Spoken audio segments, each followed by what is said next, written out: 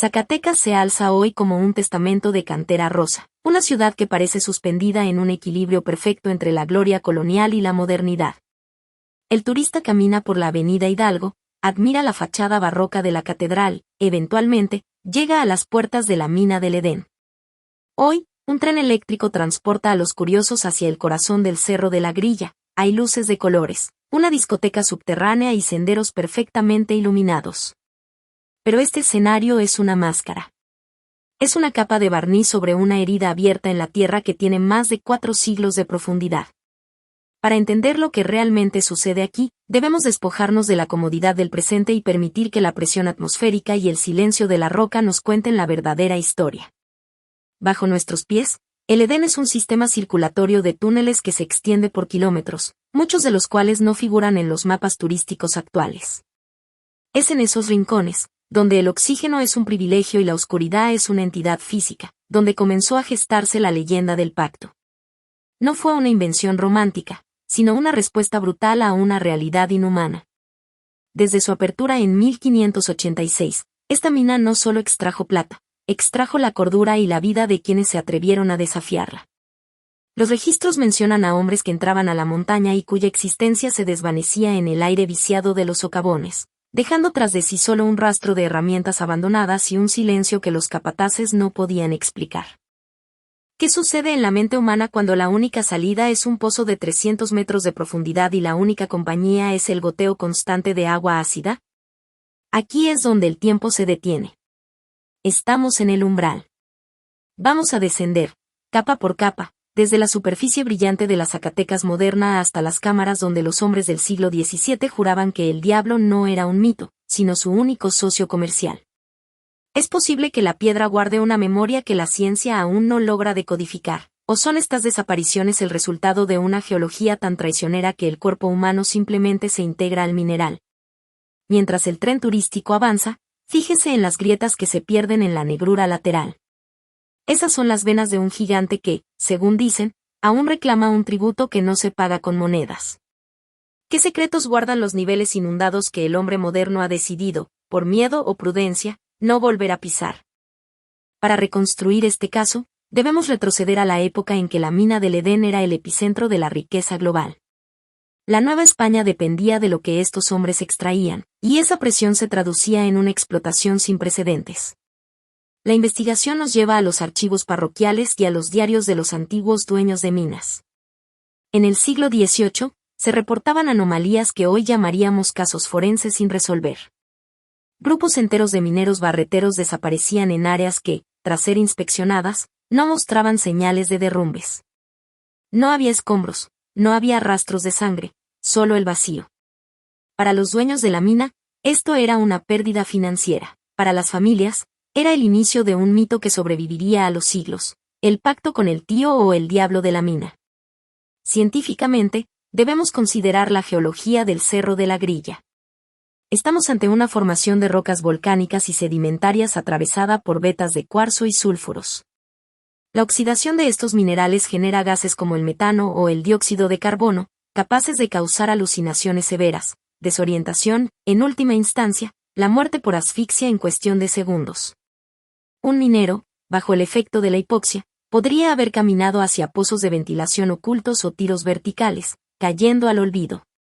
Sin embargo, esta explicación científica choca con los testimonios de quienes sobrevivieron.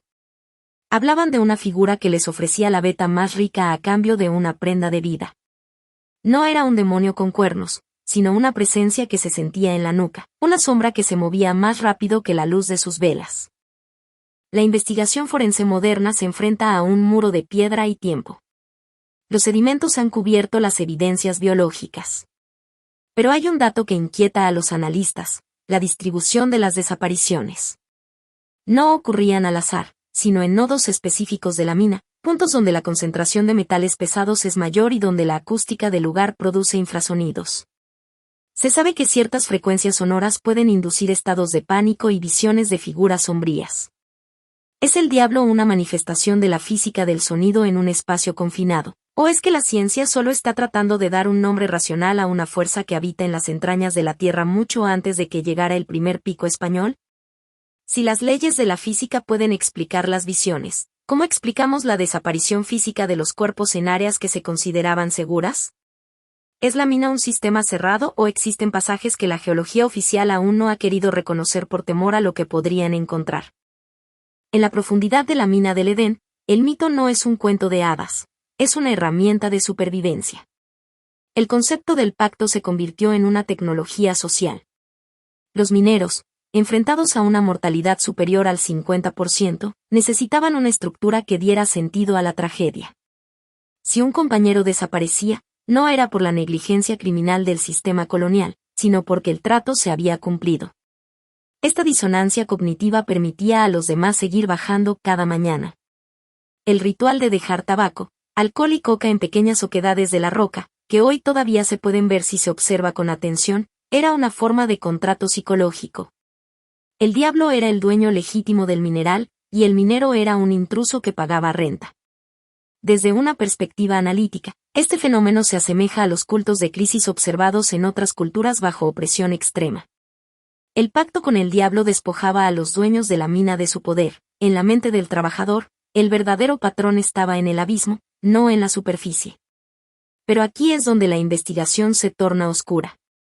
Hay relatos que sugieren que el pacto no siempre era individual. Se dice que en las épocas de mayor escasez de mineral, cuando las vetas parecían agotarse, los accidentes aumentaban de forma sospechosa.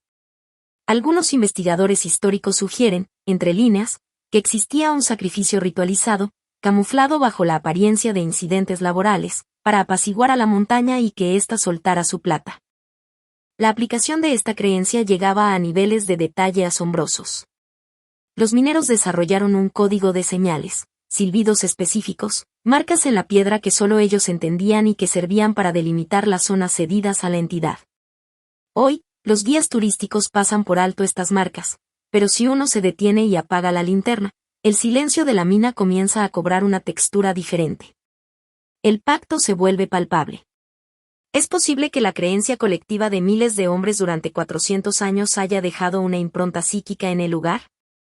La parapsicología habla de lugares cargados, pero la ciencia tradicional prefiere hablar de sugestión. Sin embargo, queda un hecho irrefutable: la veta del Edén fue una de las más ricas del mundo, como si la Tierra, efectivamente, hubiera sido sobornada para entregar sus tesoros. Los sensores de movimiento modernos en las áreas restringidas de la mina se activan con frecuencia sin razón aparente. Algunos técnicos dicen que son corrientes de aire o pequeños roedores. Otros, los que llevan años trabajando en el silencio del socavón, simplemente bajan la mirada y se persignan. ¿Qué es lo que sigue moviéndose allí abajo cuando las luces del tour se apagan?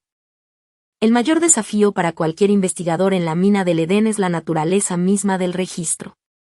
El tiempo en la mina no es lineal, es circular y erosivo. El agua, cargada de minerales pesados como el plomo y el arsénico, es un agente de limpieza natural que disuelve no solo la carne, sino la historia misma. Los niveles inferiores, conocidos como la zona de inundación, están a una temperatura que supera los 40 grados Celsius y con una humedad del 100%. Entrar allí es entrar en una cámara de disolución biológica. Si hubo crímenes, si hubo cuerpos abandonados tras rituales o accidentes, la propia química de la mina se encargó de borrarlos, convirtiendo el calcio de los huesos en parte de la estructura mineral del suelo. A nivel documental, el desafío es el silencio.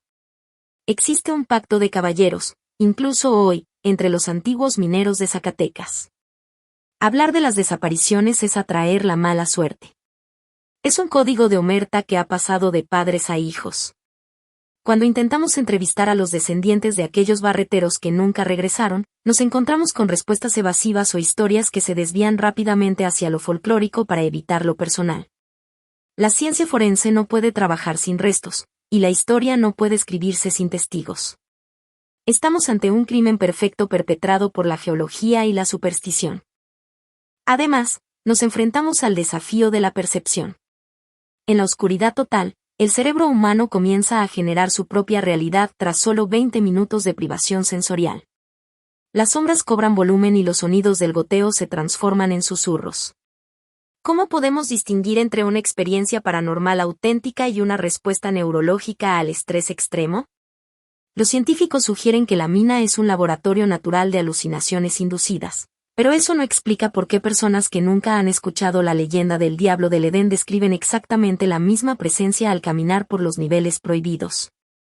El misterio se encuentra en esa brecha entre lo que el ojo cree ver y lo que la cámara no puede captar. Si la mina ha borrado físicamente todas las pruebas, ¿deberíamos aceptar que el mito es la única forma de evidencia que nos queda? ¿Es el miedo una prueba científica de que algo, en efecto, habita en el lugar donde la luz nunca ha llegado? Salimos finalmente de las entrañas de la Tierra. El aire de la noche zacatecana se siente frío y ligero en comparación con el aliento pesado de la mina. Miramos hacia atrás, hacia la boca del socavón, y vemos una reliquia turística. Pero para quienes hemos profundizado en su historia, la mina del Edén ya no es un museo, es un organismo vivo que respira a través de sus tiros de ventilación. La investigación nos deja más preguntas que certezas. Hemos visto cómo la geología puede explicar la muerte, pero no la desaparición, como la química puede explicar las visiones, pero no el pavor ancestral que todavía eriza la piel de los lugareños. El pacto con el diablo por el oro de Zacatecas es, quizás, la metáfora más honesta de la condición humana. Representa nuestra voluntad de entregar lo más sagrado, nuestra libertad, nuestra seguridad, incluso nuestra propia alma, a cambio de una riqueza que, irónicamente, no podemos llevarnos a la tumba. Los hombres que desaparecieron en el Edén no son solo estadísticas de la era colonial, son recordatorios de un tiempo donde la frontera entre lo natural y lo sobrenatural era tan delgada como una veta de plata. Sus historias siguen allí, vibrando en la frecuencia de la roca, esperando a que alguien tenga el valor de escuchar lo que el silencio tiene que decir. Hoy, la mina del Edén descansa, o eso queremos creer. Pero mientras haya hombres dispuestos a cavar en busca de tesoros, habrá una sombra en el fondo del túnel esperando para renegociar las condiciones. La ciencia ha mapeado sus túneles, ha analizado su aire y ha catalogado sus piedras, pero el corazón del Edén permanece invicto, envuelto en un misterio que no se resuelve con laboratorios, sino con el respeto a lo desconocido. La mina es un espejo oscuro donde nos vemos reflejados, mostrando que, bajo nuestra fachada civilizada, todavía tememos a la oscuridad que nosotros mismos hemos excavado. Al final, la pregunta no es si el diablo habita en la mina, sino cuánto de ese abismo hemos decidido dejar entrar en nosotros mismos a cambio de un poco de luz que brille como el oro. Encuentra más contenido, consejos prácticos y debate en mis redes sociales. Tu interacción es el motor para seguir creando.